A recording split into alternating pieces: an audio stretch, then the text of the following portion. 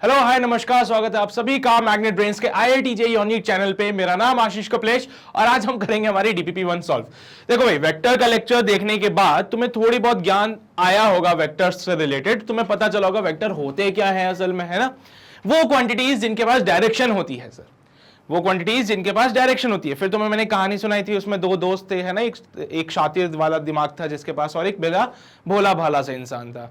तो तुम्हें सब पता चला कि हाँ, डायरेक्शन की इंपॉर्टेंस क्या है। बिना डायरेक्शन के आप कभी कभार किसी फिजिकल क्वांटिटी को एक्सप्रेस कर ही नहीं सकते हो, है ना। कंफ्यूजन आ जाएगा कि भाई क्या करें इसमें। फिर मैंने आपको बताया कि कैसे आप किसी भी वेक्टर को रिप्रेजेंट करते हैं, उसको कैसे लिखते हैं, है ना। पिक्टोरियल यानी पिक्चर के फॉर्म में बनाना है तो कैसे बनाओगे, एरो बनाते हो, याद है। फिर मैंने बोला मैथ्स में जब आप आगे आओगे तो तुम्हें कैसे, मतलब अगर मुझे कोऑर्डिनेट्स दे दिए जाएं किसी पॉइंट के, तो मैं कैसे उसको वेक्टर के फॉर्म में लिखूं, ये भी मैंने आपको बताया। कैसे करते हैं भाई, सबसे पहले या तो आप क्या करो, उसका पोजीशन वेक्टर बना लो। पोजीशन वेक्टर बनाने से भी आपका काम आसान हो जाएगा, है ना। अगर आपके पास कोई एक कोऑर्डिनेट है तो आप उसका पोजीशन वेक्टर बनाना जानते हो। फाइनल माइनस इनिशियल करते थे सिर्फ। एक्स एक्सिस के लिए बात करोगे तो उसका यूनिट वेक्टर है आई कैप, यानी एक्स एक्सिस की डायरेक्शन को दिखाने के लिए आई कैप का यूज किया जाता है। y डायरेक्शन को दिखाने के लिए j कैप का यूज किया जाता है, और z डायरेक्शन को दिखाने के लिए हम यूज करते हैं k कैप का। ये सारी बातें तो आप जानते ही हैं। टाइप्स ऑफ वेक्टर पता है, कोलिनियर वेक्टर क्या होते हैं, कोप्लेनर क्या होते हैं, जीरो वेक्टर क्या है, और उसके अलावा यूनिट वेक्टर क्या है, पता है सब कुछ। बढ़िया तरीके से क्वेश्चन बने थे तुमसे, मुझे पता है कुछ क्वेश्चंस में हो सकता है समस्या आ गई हो, तो कोई बात नहीं, उसके लिए मैं बैठा हूं ना, मैं सॉल्यूशन करा ही रहा हूं तुम लोगों को। तो भाई चलो शुरू करते हैं, लेकिन उससे पहले एक बार फटाफट से देखें क्या क्या चीजें हम यहाँ पे आपको प्रोवाइड करा रहे हैं। तो यस, ये सारी की सारी चीजें आपको यहाँ पे मिलने वाली है, तो निश्चिंत होकर पढ़ाई करो। अक्सर बच्चे के मन में ये ख्याल आता है कि सर ये काफी हो जाएगा क्या जेई के लिए, तो भाई उसके इसलिए ही बोल रहा हूं मैं, तुम चिंता बिल्कुल भी मत करो, हम लोग बैठे ना यहाँ पे, कराएंगे, सिलेक्शन कराएंगे, ठीक है। एनीवेज, तो यहां पे चलिए भाई, पहला सवाल क्या कहता है हमसे, the unit vector along I cap plus J cap is. अब इस वेक्टर की डायरेक्शन में यूनिट वेक्टर क्या होगा। ये कोई वेक्टर है, इसके अलोंग इसका यूनिट वेक्टर क्या होगा, ये आपको बताना है। सर यूनिट वेक्टर को लिखते कैसे हैं, पहली बात तो ये पता नहीं। तो मान लीजिए इसका सॉल्यूशन लिखते टाइम पे आप कैसे लिखोगे, let p vector is equals to i cap plus J cap. ये जो आपको लिखा हुआ था ये मान लीजिए पी वेक्टर है। अगर मुझे पी कैप यानी कि unit vector along P cap क्या है, unit vector along P vector. भाई पी वेक्टर की डायरेक्शन में यूनिट वेक्टर है पी कैप, तो पी कैप को लिखना चाहते हो तो तरीका होता है पी वेक्टर लिखेंगे अपॉन उसका मैग्नीट्यूड लिखते हैं। अच्छा, मैग्नीट्यूड लिखना जानते हैं ना आप लोग। अगर मान लो आपके पास कोई वेक्टर a है and it is given as ax i cap plus ay j cap, तो आप इस a वेक्टर का मैग्नीट्यूड कैसे लिखने वाले हैं, तो इसका एक तरीका होता है अंडर रूट ऑफ ax का स्क्वायर प्लस ay का स्क्वायर, ठीक है। तो अगर आपको किसी भी वेक्टर का मैग्नीट्यूड लिखना है तो तरीका होता है अंडर रूट ऑफ ax का स्क्वायर प्लस ay का स्क्वायर। तो ऐसे ही आपको अगर p वेक्टर का मैग्नीट्यूड लिखना है तो आपको लिखना पड़ेगा under root of, sir ax कितना है, यहां पे कंपेयर करो, ax कितना है 1। जहां कुछ नहीं लिखा होता है वहां पे 1 होता है, जहां कुछ नहीं लिखा वहां पे 1 होता है। तो ये किस फॉर्मेट में बन गया, ये बन जाएगा sir px i cap plus py j cap के फॉर्म में। किस फॉर्मेट में लिखा है हमने, ये px i cap plus py j cap, सीधी बात है, ठीक है सर। p वेक्टर लिखेंगे हम लोग, मैग्नीट्यूड में क्या लिखना है भाई साहब, अंडर रूट ऑफ px का स्क्वायर प्लस py का स्क्वायर। ये यूनिट वेक्टर का फॉर्मूला मैंने बताया था पहले भी आपको। यूनिट वेक्टर को लिखते हैं वेक्टर अपॉन उसका मैग्नीट्यूड। यहां पे वेक्टर हमारा p वेक्टर मान लीजिए 1 i cap plus 1 j cap था, और इसको कंपेयर करा इससे तो px का वैल्यू 1 आ रहा है, py का वैल्यू भी 1 आ रहा है। तो मैंने बोला सर यहाँ पे p वेक्टर की जगह लिखते हैं i cap plus j cap upon under root of px कितना है 1 का स्क्वायर 1 होता है, py कितना 1 का स्क्वायर 1 होता है। It comes out be i cap plus j cap divided by under root of 2। बस खत्म, आंसर यही है, कोई रॉकेट साइंस नहीं था यहाँ पे। ये वाला मैग्नीट्यूड का फॉर्मूला कहां से आया ये अभी आगे चल के पढ़ेंगे, पर अभी फिलहाल तो मैग्नीट्यूड निकालना जरूरी है ना। तो मैग्नीट्यूड कैसे निकालोगे, तो फॉर्मूला तो याद करो भी।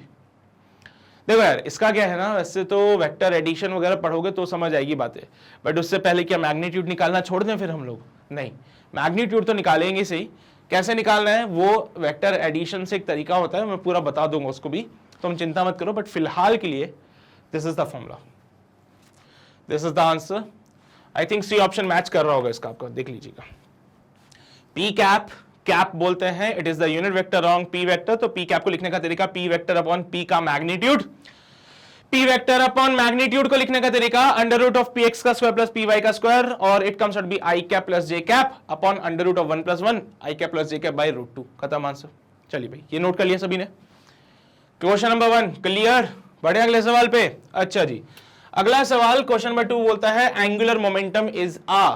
देखो मैं जानता हूं कि ये क्वेश्चंस तुम्हारे लिए शायद थोड़े से इजी हो जाएंगे, बट अभी शुरुआत है, एक बार समझ लो एंगुलर मोमेंटम क्या होता है। आज भाई पहली डीपीपी है, बेसिक सा लेक्चर था, बेसिक से लेक्चर से क्या बहुत खतरनाक क्वेश्चन तो नहीं बनेगा, बेसिक से क्वेश्चन बनेंगे, तो ये बेसिक से क्वेश्चन है, पर इनको इग्नोर मत करो। ऐसा मत सोचो कि सर ये तो बहुत हलवे से सवाल है, हम इनको नहीं करेंगे। देखो भाई ये आपका बेस जो होता है ना उसको स्ट्रॉन्ग करता है, और अगर आपकी वो जो बिल्डिंग की बेस होता है ना, नींव जिसे कहते हैं, अगर वो स्ट्रॉन्ग है ना तो बिल्डिंग एकदम टिकी हुई रहती है। अगर आपके बेस वीक हो जाएंगे, आपकी जो नींव है वो वीक हो जाएगी, तो वो जो आपकी जेई की इमारत है ना वो स्टेबल नहीं होगी, बल्कि वो अनस्टेबल हो जाएगी और शायद ढह जाए फिर। तो मैं वो नहीं चाहता हूं, इसलिए हम बिल्कुल जीरो लेवल से शुरू कर रहे हैं ना। मैं पहले भी बोल चुका हूं कि तुम्हें जीरो से हीरो बनाने का काम मेरा है। चलिए भाई, एंगुलर मोमेंटम, पहली बात तो एंगुलर मोमेंटम को डिनोट किया जाता है एल से। तो अगर कभी भी तुम्हें एंगुलर मोमेंटम दिख जाए तो समझ जाना कि सर वो, सॉरी, कभी भी तुम्हें एल दिखे तो बोल देना कि एंगुलर मोमेंटम। कभी कभार बहुत ही रेयर केस में कुछ लोग जे से, J capital J for jug से भी डिनोट करते हैं। वैसे मैं तुम्हें बता दूं तो एंगुलर मोमेंटम का जो फॉर्मूला होता है, it is r vector cross p vector, it is r vector cross p vector. समझना बात को, एक कोई पार्टिकल है जिसका मास है m, इसको तुमने रस्सी से बांधा और अब ऐसे गोल गोल घुमा रहे हो इसको। जब तुमने इसको गोल गोल घुमाया तो इसके पास कुछ स्पीड थी, तो मान लीजिए भैया ये v स्पीड से पार्टिकल मूव कर रहा है। ये सेंटर है, सेंटर से मास पार्टिकल तक जो पोजीशन वेक्टर बनता है, it is r vector. Velocity है, एक वेक्टर क्वांटिटी होता है। सो यहां पे इस पार्टिकल का मोमेंटम हो जाएगा, इस पार्टिकल का जो मोमेंटम होगा इट इज mv वेक्टर। ठीक है, तो मोमेंट ऑफ मोमेंटम क्या बोलते हैं? Moment of momentum is angular momentum. Definition है, it is the moment of momentum. Sir ये क्या बात हो रही है, मोमेंट मोमेंटम मोमेंटम मोमेंट है ना, समझ ही नहीं आ रहा कुछ। देखो जब भी कोई बोले ना मोमेंट ऑफ, तो मतलब आर क्रॉस लगा देना, आर क्रॉस लगा देना। अगर कोई बोले ना मोमेंट ऑफ मतलब r cross momentum, momentum, moment of momentum r cross p, बस इतना याद रख लो। इसको जब आप सॉल्व करोगे तो आपको जो आंसर मिलेगा वो एक वेक्टर होगा। ये बातें तुम्हें आगे चल के पता चलेगी। जब आप इसको सॉल्व करेंगे तो आपको एक वेक्टर मिलेगा। हमेशा ये लिख लो, always when we solve cross, when we solve, ये क्या मल्टीप्लाई हो रहे हैं? हाँ सर मल्टीप्लाई हो रहे हैं, पर कैसा? बीच में क्रॉस है। When we solve cross product, अरे भैया सही है ना, मल्टीप्लाई तो हो रहे हैं। We always get a vector, we always get a vector. जब भी आप क्रॉस प्रोडक्ट को सॉल्व करोगे हमेशा हमेशा एक वेक्टर ही मिलेगा आपको। जब कभी भी आप इसको सॉल्व करेंगे you always get a vector. That's why I must say that the angular momentum जो है वो एक वेक्टर है। ठीक है सर, अब ये भी बता दो कौन सा वेक्टर, पोलर या फिर एक्सियल। मैंने क्या बोला, ये बॉडी देखो सर रोटेशन वाले स्टेट में है, बॉडी गोल गोल घूम रही है, और जब भी रोटेशन वाला इफेक्ट आता है तो कौन सा वेक्टर होता है, पोलर या फिर एक्सियल।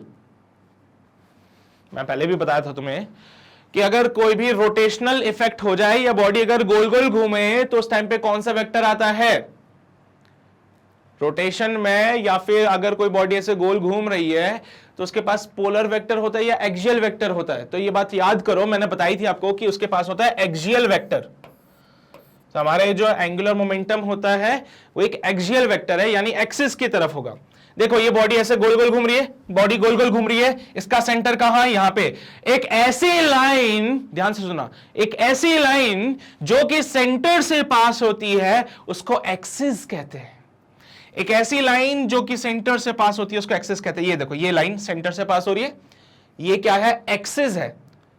सर हमें तो नहीं दिख रही एक्सिस, क्योंकि इमेजिनरी होती है वो। एक्सिस हमें नहीं दिखती बिकॉज एक्सिस एक इमेजिनरी कॉन्सेप्ट है। एक्सिस जो एक इमेजिनरी लाइन है जो कि सेंटर से पास हो रही है, ओके। और एक ऐसा वेक्टर जो एक्सिस के अलोंग है उसको कहते हैं एक्सियल वेक्टर। तो हमारा ये जो एंगुलर मोमेंटम है वो इस एक्सिस के अलोंग होता है। एक ऐसी लाइन जो कि सेंटर से पास हो रही है उसको क्या कहते हैं? एक्सिस कहते हैं। एक ऐसा वेक्टर जो इस एक्सिस के अलोंग होता है उसको कहते हैं एक्सियल वेक्टर। तो हमारा angular momentum is a axial vector. Make sure. कैसे निकालेंगे डायरेक्शन सर? अरे सिंपल है भैया, आर की तरफ फिंगर्स को रखो। डायरेक्शन बताना है ना तुम्हें, डायरेक्शन बताने के लिए you can use the right hand thumb rule. Direction के लिए राइट हैंड थंब रूल का यूज कर लेना। क्या बोलते हैं भाई? अपनी फिंगर्स को आर की डायरेक्शन में रखो, फिंगर्स को आर की डायरेक्शन। कौन सा? अरे राइट हैंड, राइट वाला हाथ आर की डायरेक्शन में रखा, वेलोसिटी के डायरेक्शन में घुमा दिया, वेलोसिटी के डायरेक्शन में घुमा दिया। तो अंगूठा जो है वो हमें बताता है एंगुलर मोमेंटम। सो यहां पे आर की डायरेक्शन में फिंगर्स को रखा, वी के डायरेक्शन में घुमा दिया, तो अंगूठे से हमें डायरेक्शन पता चल जाती है। तो मतलब ये डायरेक्शंस वगैरह बताने का तरीका होता है। बस अभी तो बस फिलहाल के लिए नोट करते चलो, घबराओ मत बिल्कुल भी कि क्या हो रहा है सर, कैसे हो रहा है, सब बढ़िया चलेगा, ठीक है। ज्ञान की बातें हैं, मैं पहले भी बोल रहा हूं, ये जो शुरुआती चैप्टर्स होते हैं ये सिर्फ तुम्हें ज्ञान प्रोवाइड कराने के लिए आते हैं ताकि आगे चल के तुम्हें दिक्कत ना आए। तो यहां पे आपको ज्ञान की बातें मिलने वाली हैं। ये जो बातें आप सीख रहे हैं आज, वो काइनेमेटिक्स नामक चैप्टर से शुरुआत हो जाएगा अप्लाई होना। तो जो भी बातें अभी आप सीख रहे हो ना, एक चैप्टर आएगा काइनेमेटिक्स से, वहां से अप्लाई होना शुरू हो जाएगा और वहां पे जाके आप और ज्यादा सीखोगे इनको। तो ये मत सोचना कि सर क्या बस इतना से ही सीखेंगे हम लोग, नहीं, बहुत है सीखने को हमारे पास, बट थोड़ा समय तो आने दो अभी, ठीक है। जैसे छोटे बच्चे को क्या बोलते हैं, ABCD सिखा देना उसको, तो वो ये पूछता है कि ये ए आया कहां से, बी आया कहां से, नहीं पूछता ना, वो याद करता है। क्यों? क्योंकि आगे चल के उसको अपना नाम लिखना होता है ना। जैसे उसको नाम लिखना होता है आशीष, तो पहले मैंने ABCD सीखा था, SB सीखा, HB सीखा, IB सीखा, है ना, फिर उसके बाद जाके मैंने नाम लिखा। तो ये वो वाली बात है यार, अभी तुम स्टार्टिंग में हो, है ना, तो चिंता मत करो। सो आई थिंक अभी क्लियर हो गया कि एक्सियल वेक्टर होता है। आगे बढ़ते हैं अगले सवाल पे। अच्छा नोट कर लिया ना तुमने सभी ने? देख लो भाई, देख लो, आराम से देख लो, नोट कर लो। चलो बहुत ही शानदार, बहुत ही बेहतरीन। आगे बढ़ते हैं, क्वेश्चन नंबर 3 पे आते हैं। बोलता है which of the following is a vector. फिर से वही बात होगी भाई, इनमें से कौन सा वेक्टर है? फिर से ज्ञान की बात। हाँ देखो, थ्योरेटिकल क्वेश्चन आपको नॉलेज देके जाएगा। सिर्फ थ्योरेटिकल क्वेश्चन का पर्पस यही है कि वो आपके कॉन्सेप्ट्स को चेक करना चाहता है। अगर आपके कॉन्सेप्ट क्लियर हैं तो आप उसका आंसर दे दोगे, अगर नहीं है तो वो आपको कुछ सिखा के जाएगा। जैसे यहां पे उसने बोला कि इनमें से कौन सा वेक्टर है, प्रेशर की डायरेक्शन होती है। हाँ बिल्कुल सर, प्रेशर के लिए हम डायरेक्शन बोलते हैं, लेकिन एक बात ध्यान रखो, अरे मतलब डायरेक्शन भी क्या ही बताते हो तुम तो प्रेशर की, देखा जाए तो, है ना। क्या बोलते हो? प्रेशर इस डायरेक्शन में लग रहा है, प्रेशर इस डायरेक्शन में लग रहा है, ऐसे बोलते हो ना तुम लोग। लेकिन जब आप ऐड करने की बारी आती है तो हम ये नहीं सोचते कि भाई इसको ऐड कैसे करना है ना। जैसे कि जस्ट फॉर एन एग्जांपल कि आपको बोला गया एक दीवार है, उसके ऊपर प्रेशर लग रहा है 5 न्यूटन पर मीटर स्क्वायर का, है ना। फिर एक और प्रेशर लगा 2 न्यूटन पर मीटर स्क्वायर का। तो बताइए भाई टोटल प्रेशर कितना लगा? टोटल प्रेशर कितना लगा? तो तुम खुद बोलते हो सर टोटल प्रेशर जो लगेगा वो 7 न्यूटन पर मीटर स्क्वायर का लगेगा, क्योंकि आपने डायरेक्टली ऐड कर दिया इनको, है ना। तो प्रेशर क्या बोलता है कि भैया मैं एक बारी के लिए डायरेक्शन दिखा दूं अपनी, लेकिन मैं ऐड होने के लिए सिंपली ऐड हो जाऊंगा, और जो सिंपली ऐड होते हैं वो वेक्टर नहीं होते। वेक्टर्स को तो ऐड करने के लिए वेक्टर अलजेब्रा की जरूरत पड़ती है, वेक्टर एडिशन की जरूरत पड़ती है। वेक्टर्स को ऐड करने के लिए वेक्टर्स लॉ ऑफ एडिशन पढ़ना पड़ेगा। बिना लॉ ऑफ एडिशन के वेक्टर ऐड नहीं होते, मना कर देते वो, है ना। ये मत करना कि 5 i cap plus 2 j cap को आप लोग लिख रहे हो 7 i cap plus j cap, है ना। ऐसी बातें बिल्कुल भी मत करना, पाप है ऐसा लिखना। अगर आप लिखते हो 5 i cap plus 2 j cap equals to 7 i cap plus j cap, बिल्कुल गलत बात है, ये नहीं होगा, लिख लो ये बात। वेक्टर को कभी भी डायरेक्टली ऐड मत करना। वेक्टर को ऐड करने के लिए you have to use the vector law of addition, जो हम अपने अगले लेक्चर में पढ़ेंगे। ओके, प्रेशर के टाइम पे ऐसा नहीं हुआ सर, प्रेशर को हमने डायरेक्टली ऐड कर दिया, और जो डायरेक्टली ऐड होते हैं वो स्केलर होते हैं, सीधी सी बात है। जो डायरेक्टली ऐड हो जाते हैं, ऐड होते हैं, वो स्केलर कहलाते हैं, वो स्केलर कहलाते हैं। ठीक है, जो डायरेक्टली ऐड हो जाएंगे वो स्केलर कहलाएंगे, लेकिन जो डायरेक्टली ऐड ना हो वो वेक्टर। बस अभी तो इतनी सी बात है। तो प्रेशर तो डायरेक्टली ऐड हो जाता है, नहीं सर, हमारे लिए प्रेशर जो है स्केलर क्वांटिटी है। सरफेस टेंशन क्या होता है? It is force per unit length. Surface tension is force per unit length, but हाँ यहां पे एक प्रॉपर्टी है बेसिकली लिक्विड की, जिससे कि लिक्विड अपने जो सरफेस होता है उसको स्ट्रेच करके रखता है। इसकी वजह से और भी कुछ फिनोमिना जो आपने देखे होंगे अपने डे टू डे लाइफ में सरफेस टेंशन की वजह से, वो है कि कोई भी वाटर ड्रॉप जो होती है वो गोल होती है। ट्राइंगल शेप की क्यों नहीं हो जाती, या फिर स्क्वायर शेप की क्यों नहीं हो जाती, है ना। It is because of the surface tension.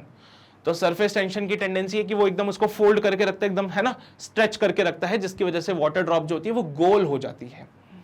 फिर तुमने देखा होगा कि जो हेयर ब्रश होता है, पेंटिंग ब्रश, उसको गीला करो तो उसके जो हेयर्स होते हैं वो चिपक जाते हैं आपस में, लेकिन वो अगर सूखे होते तो फैल जाते, दूर दूर होते हैं, है ना।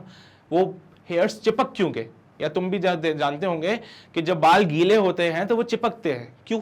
Because of the surface tension, पानी उनको होल्ड करके रखता है। ठीक है, तो ये अलग कहानियां हैं सरफेस टेंशन की। बाकी तुमने देखा होगा दो प्लेट्स के बीच में अगर पानी होता है तो चिपक जाती है वो प्लेटें, है ना, सरफेस टेंशन। तो ये सारी टेंडेंसी वहीं पे आती है सरफेस टेंशन की। तो पढ़ेंगे अभी, फ्लूइड नाम का एक चैप्टर है, उसके बाद उसमें पढ़ेंगे इसके बारे में। बट भाई नोट कर लो, ये ज्ञान की बात है कि ये सरफेस टेंशन भी हमारे लिए एक स्केलर होता है।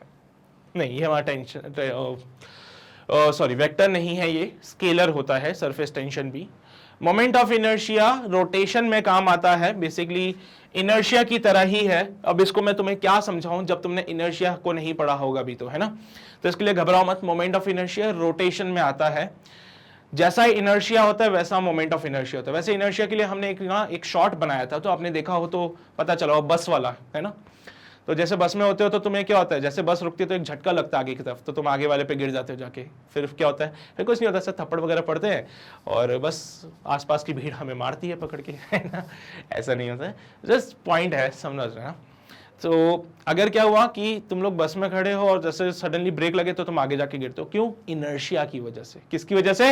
इनर्शिया की वजह से। तो वैसा ही एक इनर्शिया रोटेशन में भी होता है, उसको कहते हैं मोमेंट ऑफ इनर्शिया। नहीं पढ़ना है अभी हमें बस ये समझना है कि ये स्केलर है, हाँ तो ये स्केलर है, ये भी स्केलर, ये भी स्केलर, ये भी स्केलर। भाई ये तीनों यहां पे स्केलर क्वांटिटीज है। उसने बोला है इनमें से कौन सा वेक्टर है? None of these, none of these. ज्ञान की बातें हैं, नोट कर लो फटाफट से, फिर आगे बढ़ते हैं। बढ़े आगे, अगला सवाल। ओके, सो क्वेश्चन 4 कहता है कि इनमें से कौन सा स्केलर क्वांटिटी है? डिस्प्लेसमेंट, इलेक्ट्रिक फील्ड, एक्सेलरेशन और वर्क। भाई डिस्प्लेसमेंट के लिए तो मैंने तुम्हें वो कहानी सुनाई थी, याद होगा, छगन मगन वाली। अगर आप 80 मीटर बोलते हो तो पता नहीं 80 मीटर कहां की बात कर रहे हैं, वो तो याद है कुछ? अरे याद आया कुछ है?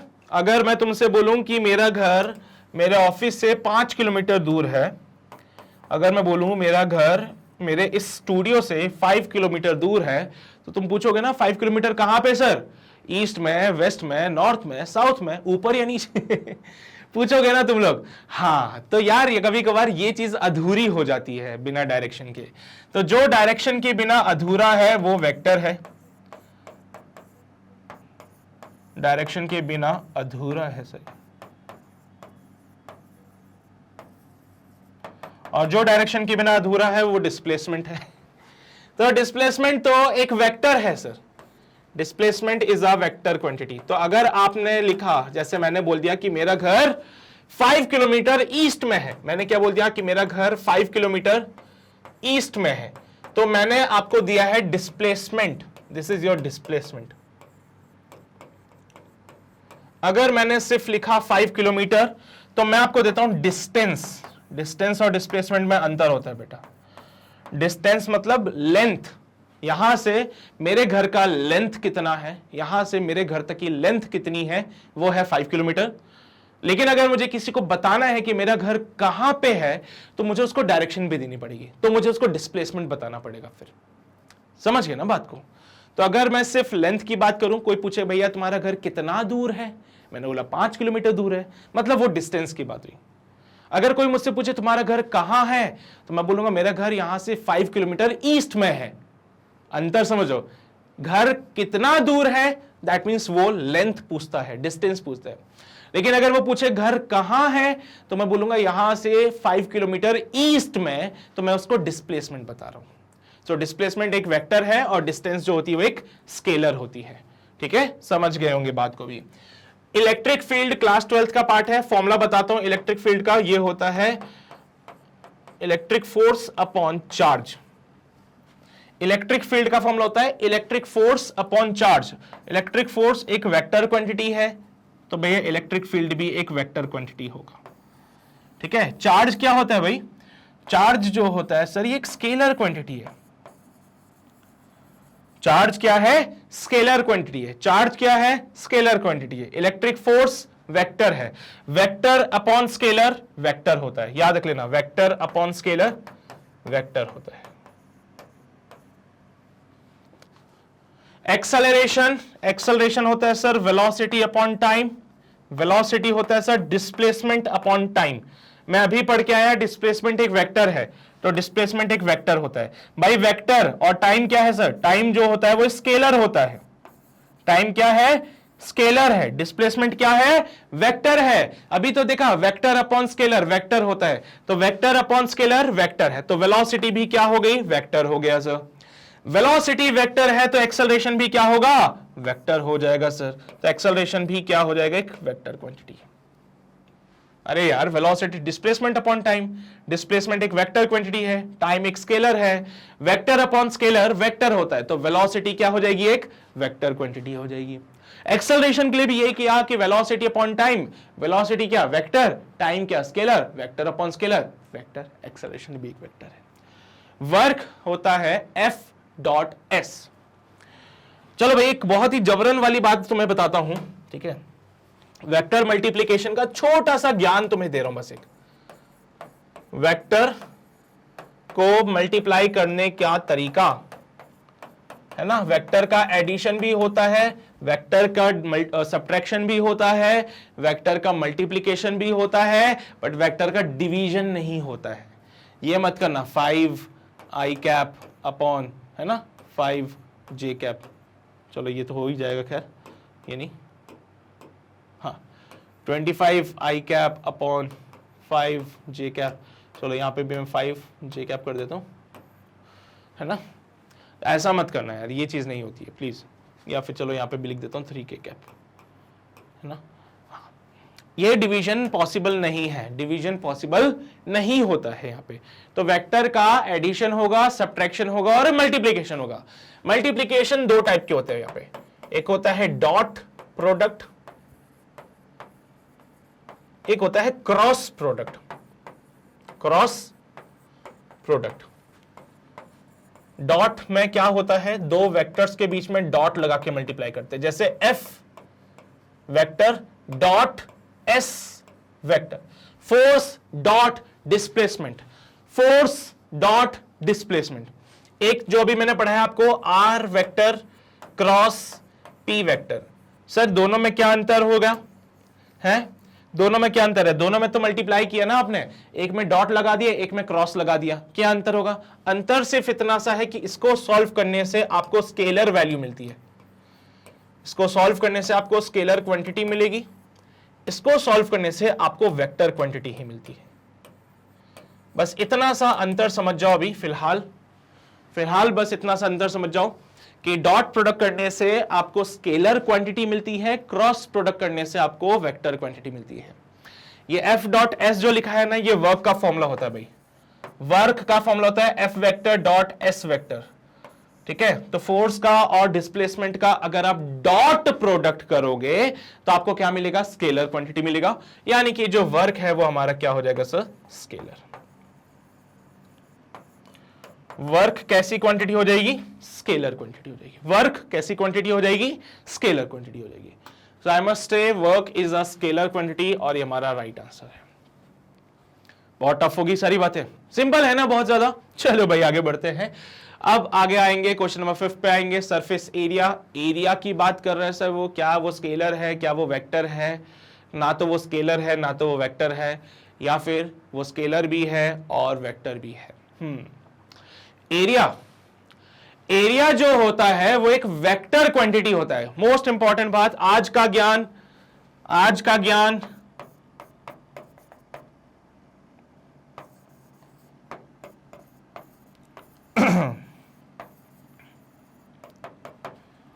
Area is a vector quantity. ये क्या हो गया सर, बचपन से जो हम पढ़ते आए वो एकदम से बदल गया है ना, एकदम से आपने जज्बात बदल दिए, हालात बदल दिए है ना। ऐसा क्यों सर, वेक्टर कैसे होता है? भाई वो वेक्टर ही होता है, पर तुम छोटे बच्चे थे तो तुम्हें वेक्टर के बारे में पता नहीं था, इसलिए उन्होंने सिर्फ तुम्हें उसका मैग्नीट्यूड निकालना सिखाया। ठीक है, अभी तक तुम छोटे थे, तुम्हें पता ही नहीं था वेक्टर्स के बारे में, इसलिए जो तुम्हें सिखाते थे ना, area of rectangle, length into width, ये तुम्हें सिर्फ मैग्नीट्यूड निकालना सिखाया है, सिर्फ और सिर्फ मैग्नीट्यूड निकालना सिखाया है, डायरेक्शन निकालना नहीं सिखाया तुम्हें कभी भी। और आज तक अपना काम सिर्फ मैग्नीट्यूड से हो गया, डायरेक्शन की तो जरूरत ही नहीं पड़ी। तो क्या कहने की बात यही है कि एरिया जो है एक वेक्टर क्वांटिटी है। तो मान लीजिए ये कोई एक सरफेस हो गया जिसका एरिया मुझे फाइंड करना है, ये कोई सरफेस है जिसका मुझे एरिया फाइंड करना है। तो ये लेंथ हो जाएगा, ये विड्थ हो जाएगा, तो इसका एरिया निकालना बहुत आसान है, it should be L into B. लेकिन जरा ध्यान से सुनिएगा, आपको इसके साथ इसकी डायरेक्शन भी लगानी पड़ेगी, एन कैप। सर ये एन कैप का डायरेक्शन क्या होता है? देखो, जब आपको ये नहीं पता कि आई कैप होगा, जे कैप होगा या के कैप होगा, नहीं पता ना आपको, तो आप उस केस में एन कैप लगा देते हो। अगर आपको ये नहीं पता कि डायरेक्शन एक्स एक्सिस बोले तो आई कैप, वाई एक्सिस बोले तो जे कैप, जेड एक्सिस बोले तो के कैप में है, अगर आपको इनके बारे में कुछ नहीं पता तो आप एन कैप लगा देना, इससे आपका काम आसान हो जाएगा। इसकी डायरेक्शन हमेशा जो होती है वो ऐसी होगी कि वो जिस सरफेस का एरिया निकाल रहे हो उसके परपेंडिकुलर होगा। तो एरिया वेक्टर की डायरेक्शन हमेशा सरफेस के परपेंडिकुलर होती है, इस बात को हमेशा ध्यान रखिएगा। तो लिख दो यहां पे, एरिया वेक्टर परपेंडिकुलर होगा लेंथ के, एरिया वेक्टर परपेंडिकुलर होगा विड्थ के। चलिए भाई, लेंथ के भी परपेंडिकुलर, उधर देखो विड्थ के भी परपेंडिकुलर। ठीक है, तो ध्यान रखना एरिया वेक्टर कैसा होता है, सॉरी एरिया क्या होता है, एक वेक्टर क्वांटिटी होता है। तो हमारा क्वेश्चन नंबर 5 कंप्लीट हो गया, फटाफट से नोट कीजिए, फिर हम आगे बढ़ते हैं। ठीक है ना भाई, समझ रहे हो ना? तो यहां पे जो एरिया वेक्टर होगा वो सरफेस के परपेंडिकुलर है, यानी कि वो लेंथ के भी परपेंडिकुलर होगा, इस विड्थ के भी परपेंडिकुलर होगा, है ना। तो आज के बाद ध्यान रखना। सॉरी, मान लो यहां पे एक सर्कल मैं तुम्हें दे दूं और सर्कल का रेडियस तुम्हें r दे दिया जाए, तो बताओ भाई सर्कल का एरिया कितना होगा? सर सभी जानते हैं सर्कल का एरिया होगा पाई r square, but I am not talking about the area, I am talking about the area vector. तो सर एन कैप लगा दे, जिसका डायरेक्शन मुझे नहीं पता वहां पे मैं एन कैप लगा देता हूं। जैसे अगर तुम्हें पता है कि डायरेक्शन एक्स एक्सिस पे है तो आप आई कैप लगाते हो, अगर आपको पता है डायरेक्शन वाई एक्सिस पे है तो आप जे कैप लगाते हो, पता है अगर डायरेक्शन जेड एक्सिस पे है तो आप के कैप लगाते हो। बट अगर मुझे पता ही नहीं डायरेक्शन का है तो मैं एन कैप लगा देता हूं। तो यहां पे इसका एरिया वेक्टर ऐसा बनेगा, परपेंडिकुलर टू द सरफेस। जिस सरफेस का एरिया निकाल रहे हो, एरिया वेक्टर हमेशा उसके परपेंडिकुलर होगा। ठीक है, तो यहां लिख लेना, direction of area vector should be perpendicular to the surface, direction of area vector, direction of area vector n cap is always perpendicular to the surface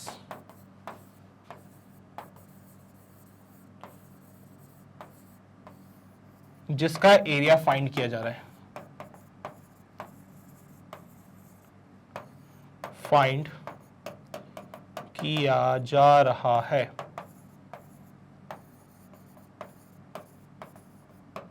ठीक है, श्योर, बहुत ही शानदार। सो आई थिंक ये वाला क्वेश्चन सभी का क्लियर हो गया है। क्वेश्चन नंबर 5 कंप्लीट होने के बाद अब हम आगे बढ़ेंगे अपने अगले सवाल पे, आएंगे क्वेश्चन नंबर 6 पे और देखेंगे क्या कहता है हमसे question number 6। Question 6 says the expression 1 by root 2 I cap plus 1 by root 2 j cap is a unit vector, null vector, a vector having the magnitude of root 2। यार मैंने आपको बता दिया था कि अगर आपको वेक्टर दे रखा है तो उसका मैग्नीट्यूड कैसे निकालते हैं। मैग्नीट्यूड निकालो, अगर मैग्नीट्यूड 1 आया तो वो कहलाएगा यूनिट वेक्टर, अगर मैग्नीट्यूड 0 आया तो वो कहलाएगा नल वेक्टर, अगर मैग्नीट्यूड रूट 2 आता है तो वो होगा थर्ड ऑप्शन। और ये डी कहता है कि ये स्केलर है। सब पागल हो गया डी ऑप्शन, उसको दिख नहीं रहा, यहां पे डायरेक्शन साथ में लगाइए, स्केलर कैसे हो सकता है वो। चलिए भाई, है ना, 3 ऑप्शन आपके पास, दिमाग लगा लो फटाफट से। कैसे करते हैं सर, पहले तो मान लो ये कोई वेक्टर है, तो let p vector is equals to 1 upon under root of 2 i cap plus 1 upon under root of 2 j cap. मान लो p वेक्टर को लिखने का तरीका हो गया 1 upon under root of 2 i cap plus 1 upon under root of 2 j cap. ठीक है, अच्छा सर, इसका मैग्नीट्यूड कैसे निकालते हैं, पहले तो इसको कंपेयर करो px i cap plus py j cap से। तो ये जो p वेक्टर था इसको हमने कंपेयर किया with the px i cap and py j cap.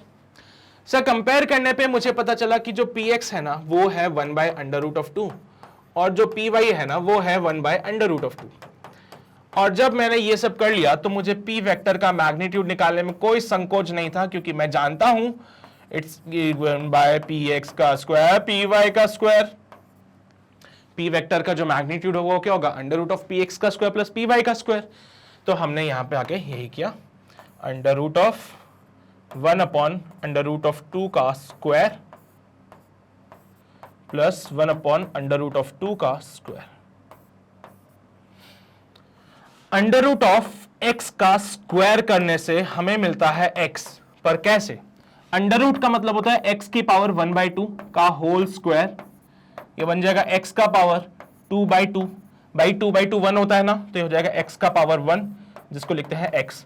तो अगर आप अंडर रूट का स्क्वायर करोगे तो आपको सेम वैल्यू मिलती है और अंडर रूट मर जाता है, तो ये अंडर रूट बड़ा वाला तो चलेगा, बट ये 1/√2 की जगह मैं लिख देता हूं 1/2 प्लस 1/2। फिर यहां पे सॉल्व कर हमने इसको, सो p वेक्टर का जो मैग्नीट्यूड आया it comes out be under root of 1, it is equals to 1। ओहो क्या बात है, इसका तो मैग्नीट्यूड 1 आ रहा है, दैट मीन्स p वेक्टर जो है इज अ यूनिट वेक्टर। अगर इसका मैग्नीट्यूड 1 आ रहा है तो ये जो एक्सप्रेशन है वो एक यूनिट वेक्टर की है। ठीक है, ये किसकी एक्सप्रेशन होगी, वो एक यूनिट वेक्टर की। समझ गए बात को, कितना सिंपल है सर ये सारी बातें वेक्टर्स। तो देखो वेक्टर्स तुम मैथ्स में पढ़ोगे बहुत अच्छे से, बहुत डिटेल से पढ़ोगे, मैं बस आपको उतना वेक्टर्स पढ़ा रहा हूं जो मेरे फिजिक्स में काम आ सके। इसके बाद मैं बेसिक मैथ्स भी पढ़ा दूंगा तुम्हें एक बार, ठीक है। तो बेसिक मैथ्स में भी मैं आपको वो इंटीग्रेशन डिफरेंशिएशन करना सिखा दूंगा ताकि बस क्वेश्चन सॉल्व कर सको फिजिक्स के, बाकी मैथ्स में तो पढ़ोगे, ये पूरा का पूरा पार्ट मैथ में फिर से आएगा। एनीवेज चलो आगे बढ़ते हैं। The magnitude of a given vector with the end points 4, -4, 0, -2, -2, 0 must be। यार एक बात बताओ, क्या तुम्हें कोऑर्डिनेट्स दे दिए, क्या तुम्हें कोऑर्डिनेट्स दे दिए तो क्या तुम उनका पोजीशन वेक्टर बना सकते हो? मैं तो नहीं बना सकता हूं सर। अरे बनाएंगे, अभी देखना, भी देखो तुम खुद ही बनाओगे। पहला पॉइंट मान लो यहां पे है 4, -4, 0। वैसे तो यहां पे नहीं बनेगा ये पॉइंट क्योंकि उसमें एक नेगेटिव कोऑर्डिनेट भी है, बट मान लो तुम्हारा क्या जा रहा है मानने में, नहीं मानोगे ना, कोई बात नहीं सर, हम नहीं मानते, हम बिल्कुल भी नहीं मानेंगे, ठीक है।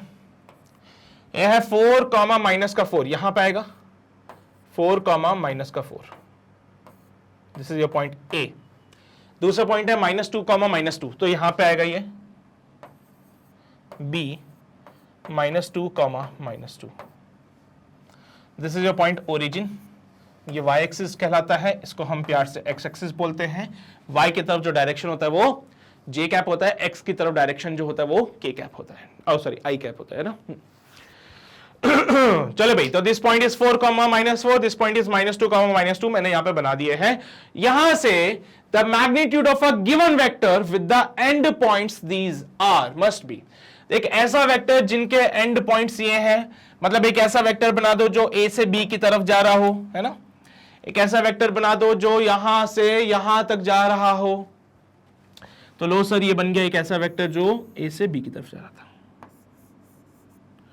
एक ऐसा वेक्टर मैंने बना दिया जो a से b की तरफ जा रहा है। पर सर इसको लिखने का तरीका क्या होता है?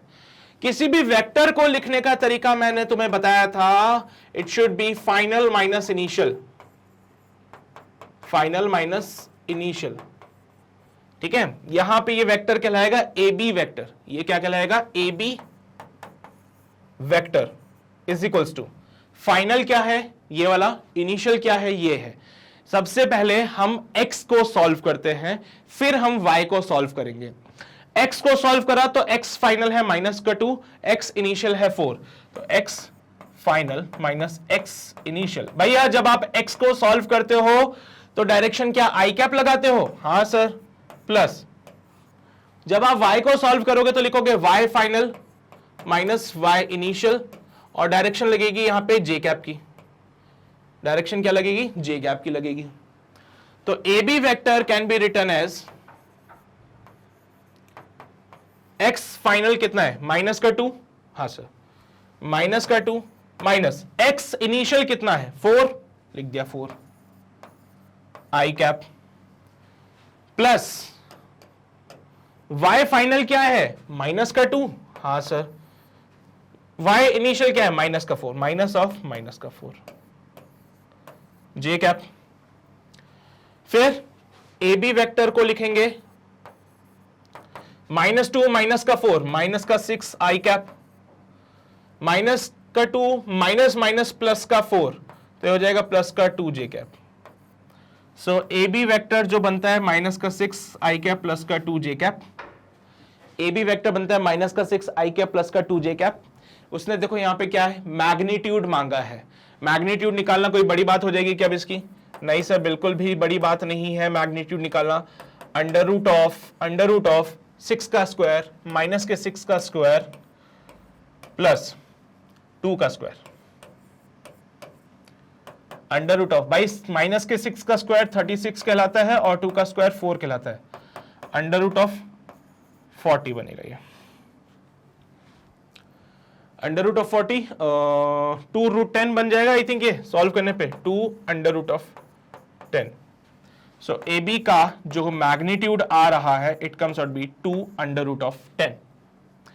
ए बी वेक्टर निकालना आ गया तुम्हें, ए बी का मैग्नीट्यूड निकालना आ गया। सर आपने तो एक और तरीका बताया था ना, वो पोजीशन वेक्टर बना के, हाँ वो भी कर सकते हो। तुम इसका पोजीशन वेक्टर लिखो सबसे पहले, this is the position vector A vector. फिर तुम इसका पोजीशन वेक्टर लिखो, this is the B vector.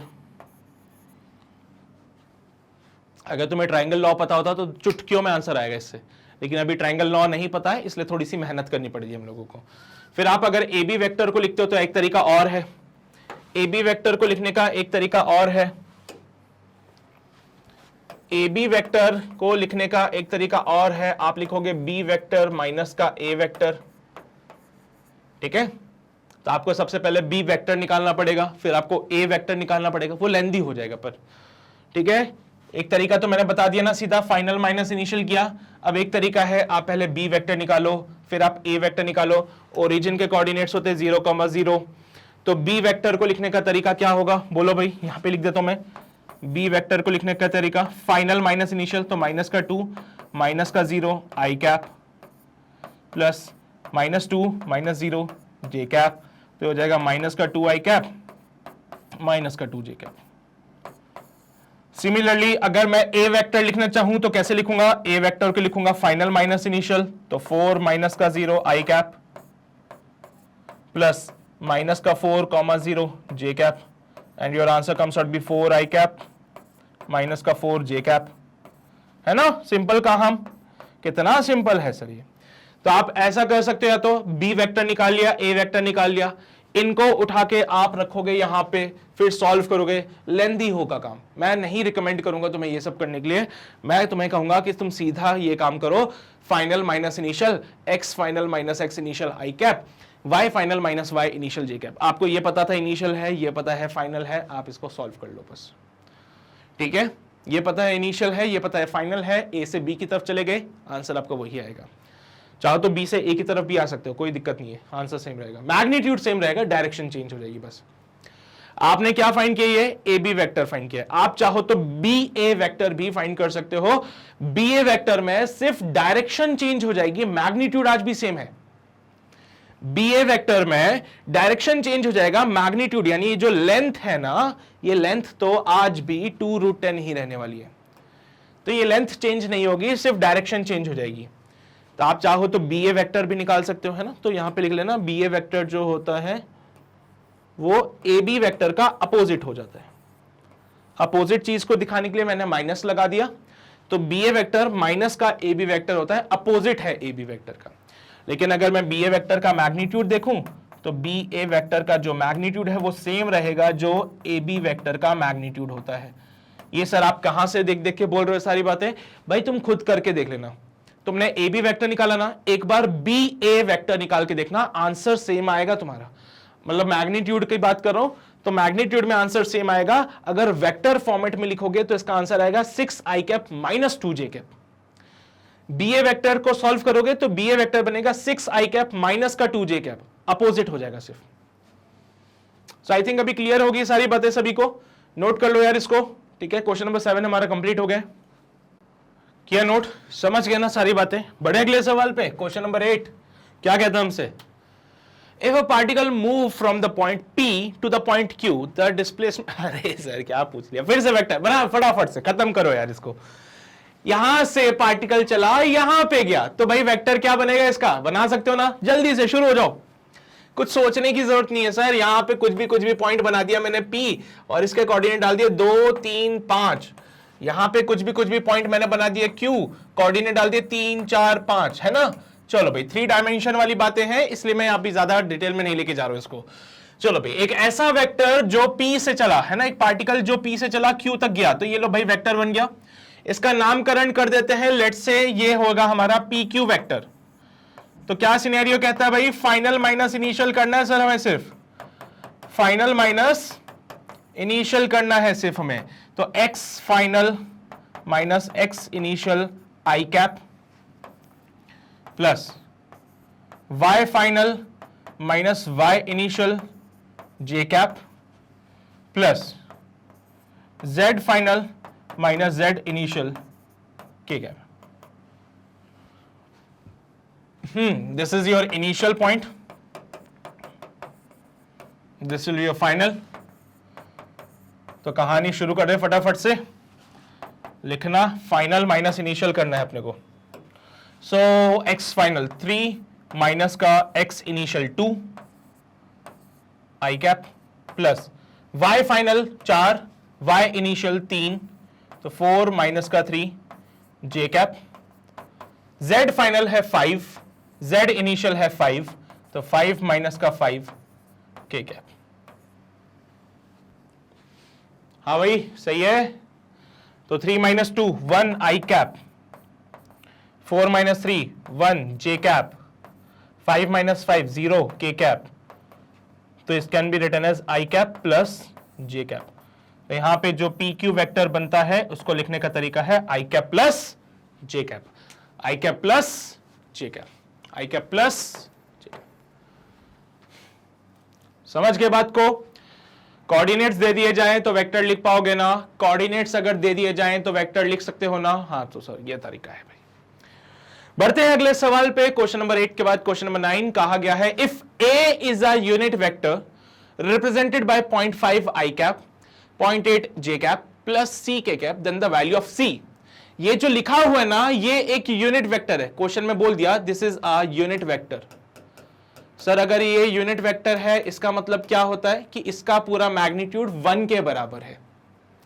तो यहां पे ये वेक्टर क्या है, ए है। If A is a unit vector, तो यहां पे बोल दो भैया A vector is equals to 0.5 i cap 0.8 j cap plus C K cap.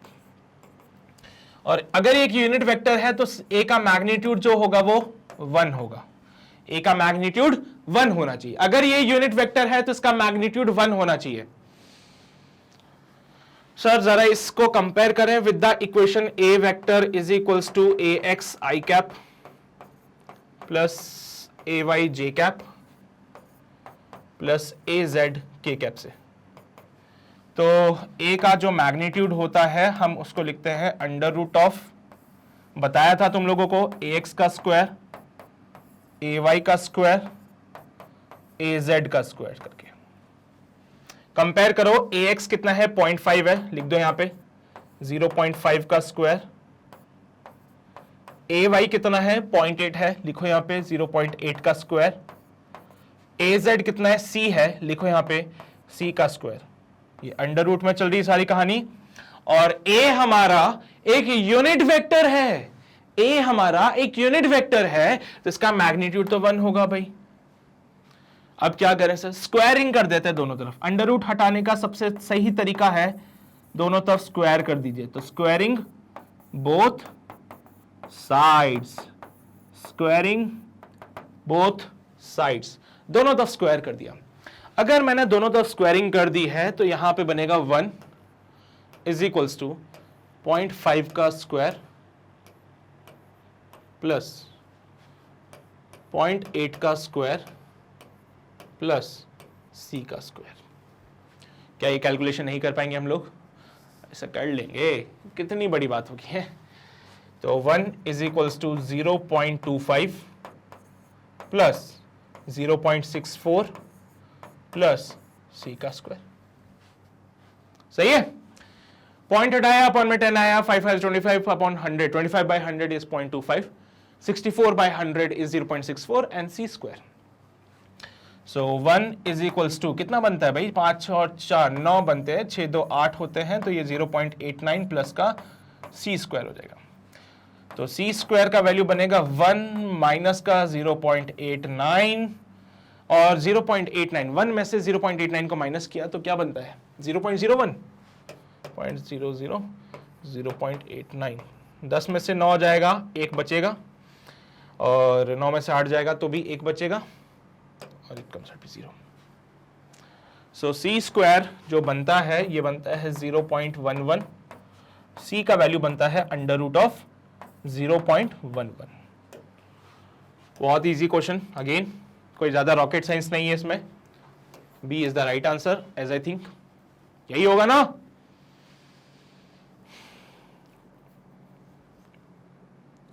छाप लो भाई, छाप लो। हो गया नोट? बढ़े अगले सवाल पे। ओके, अगला सवाल क्वेश्चन नंबर 10, टू फोर्सेस है F1 और F2 act along the line x equals to 0 and y equals to 0 respectively, then the resultant force would be. क्या करें?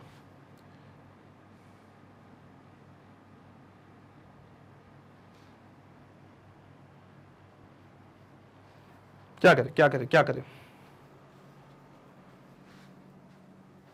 दो फोर्सेस हैं जो कि लाई करते हैं along the line x equals to 0 y equals to 0। पहली बात तो ये समझना जरूरी है कि x इक्वल्स टू 0 वाली लाइन है कौन सी। भाई x इक्वल्स टू 0 अगर बोलता है ना तो इसका मतलब होता है y एक्सिस, क्योंकि y एक्सिस पे x का वैल्यू 0 होता है। सिमिलरली अगर वो बोलता है y इक्वल्स टू 0 वाली लाइन, मतलब वो x एक्सिस की बात कर रहा है, बिकॉज x एक्सिस पे y का वैल्यू 0 होता है। वो बोलता है x इक्वल्स टू 0 वाली लाइन, इसका मतलब y एक्सिस। वो बोलता है y इक्वल्स टू 0 वाली लाइन, मतलब x एक्सिस। और चलो भाई बोला है F1 वाला फोर्स लगता है x इक्वल्स टू 0 वाली लाइन पे, यानी F1 वाला फोर्स यहां पे लाई कर रहा है, कितना है 1 न्यूटन का। भैया y एक्सिस के लॉन्ग जा रही है F1 फोर्स, मतलब J कैप। F1 वाला फोर्स कहां लग रहा है? Along the line x equals to 0, x equals to 0 line मतलब y एक्सिस। तो F1 वाला फोर्स y एक्सिस के अलोंग लग रहा है।